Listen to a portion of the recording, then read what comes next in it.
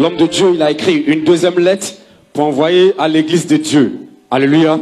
Donc tu vas prier et tu vas t'asseoir aussi dans ton fauteuil comme un roi, comme une reine. Et ensemble, on va écouter la lettre que l'homme de Dieu a envoyée à l'église de Dieu au nom de Jésus. Gloire à Jésus.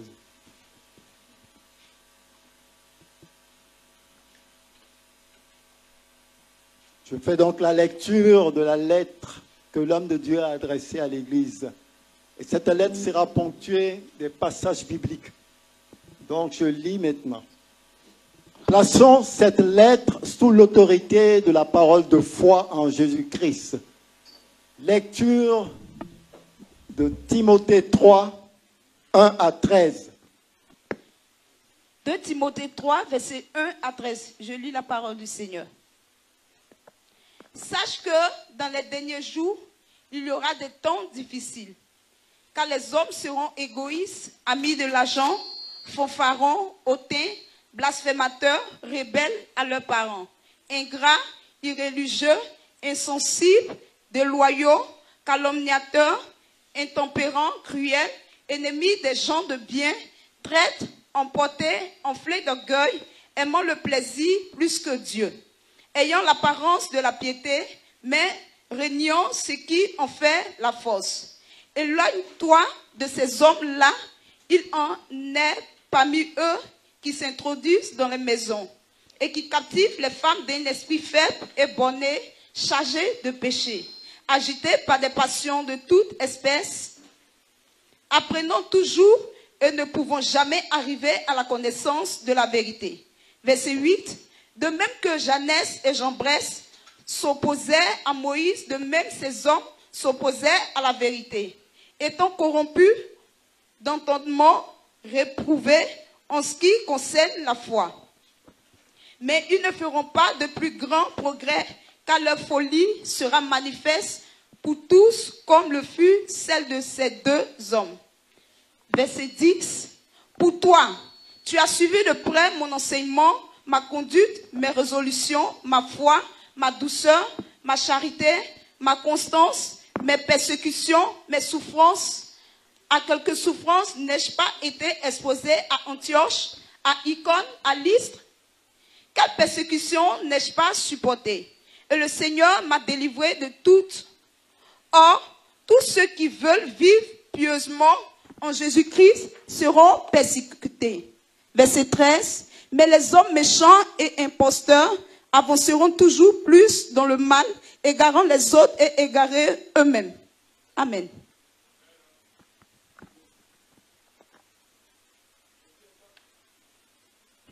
Deuxième passage, 2 Timothée 4, 3 à 5.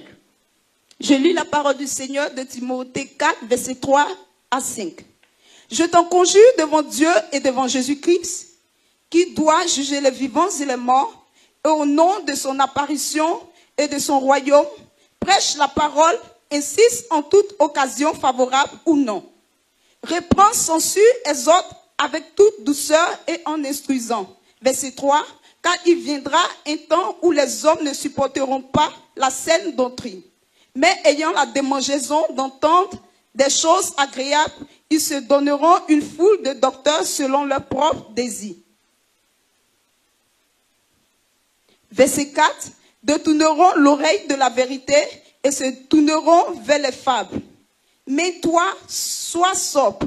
En toutes choses, supporte les souffrances, fais l'œuvre d'un évangéliste, remplis plein ton ministère. Amen. Je continue. Depuis le pôle pénitentiaire d'Abidjan, ex-Maca, le samedi 20 janvier 2024, David aimé Jérémie, Kofi, serviteur du Dieu vivant, Yahweh, prophète élu et mis à part, pour la vérité et la puissance lumineuse de l'Évangile et qualifié par les profondeurs inimaginables du cœur de notre Seigneur Jésus-Christ, à l'Église de Dieu en Côte d'Ivoire, aux saints, aux fidèles frères et sœurs, aux ministres de l'Évangile de l'Éternel et à vous, étoile de Jésus-Christ. Que la sagesse d'en haut, la grâce et la paix vous soient multipliées de la part de l'Éternel, notre Dieu, au nom suprême de Jésus-Christ. J'acclame la grandeur de mon Père Jésus-Christ et je nous invite, vous et moi, je nous invite à le faire de même. Dieu invisible, devenu visible par sa propre volonté, afin d'accomplir son œuvre sacrificielle et parfaite à la croix de Golgotha, nous dispensant ainsi le moyen de la foi en son nom, le salut et la victoire sur les ténèbres et les maîtres de la rébellion. Amen. Lecture de 1 Corinthiens 15, versets 55 à 58.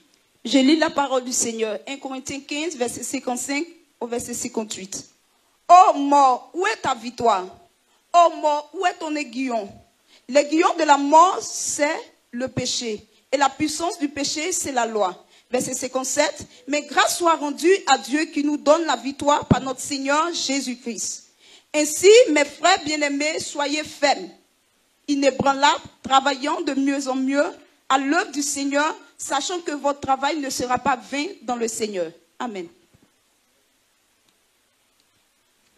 Lecture de deuxième lecture,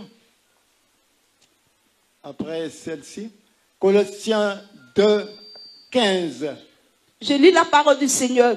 Colossiens 2, verset 15. Il a dépouillé les dominations et les autorités et les a livrées publiquement en spectacle en triomphant d'elles par la croix. Amen. Je rends grâce à mon Père, mon confident et Dieu, Jéhovah, de tout ce qu'il a fait à travers vous et moi, de ce qu'il est en train d'accomplir dans son dessein décisif pour la restauration de la puissance de l'Évangile, de la sainteté et la consécration à Dieu. Ainsi, j'ai la ferme conviction, car très bientôt, nous mettrons à l'oubli et au passé nos souvenirs dans ces temps des douleurs, de l'enfantement lorsque paraîtra le nouveau-né, comprennent qui est habité de l'Esprit de Dieu. Car si nous sommes appelés à vivre pleinement notre foi chrétienne, alors nous vivrons pleinement ainsi les opérations de Christ qui sont les promesses de Dieu à tous ceux qui ont foi et obéissent à Jésus-Christ, seul maître de l'histoire. Lecture de Josué 3, verset 13. Seigneur, Josué 3, verset 13. Et dès que les sacrificateurs qui portent l'arche de l'Éternel, le Seigneur de toute la terre poseront la plante des pieds dans les eaux du Jourdain. Les eaux du Jourdain seront coupées, les eaux qui descendent d'en haut, et elles s'arrêteront en un morceau. Verset 14. Amen. Lecture de Luc 1, verset 38. Ça dépend de la version. 38 ou 37.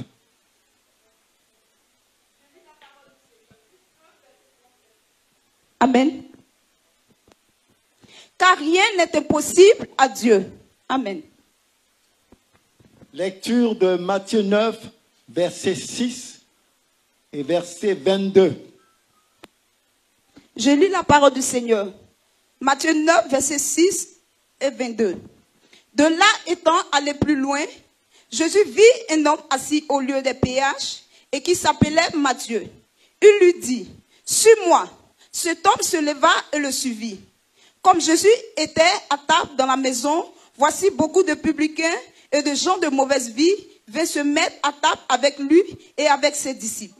Verset 11, les pharisiens virent cela et il dit à ses disciples, pourquoi votre maître mange-t-il avec des publicains et les gens de mauvaise vie? Verset 12, ce que Jésus ayant entendu, il dit, ce ne sont pas ceux qui se portent bien qui ont besoin de médecins, mais les malades. Verset 22.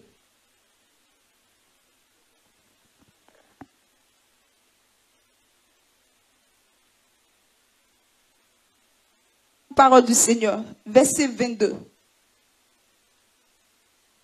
Jésus se retourna et dit en la voyant, « Prends courage, ma fille, ta foi t'a guérie. » Et cette femme fut guérie à l'heure même. Amen. Lecture de 1 Roi 17, versets 13 à 15.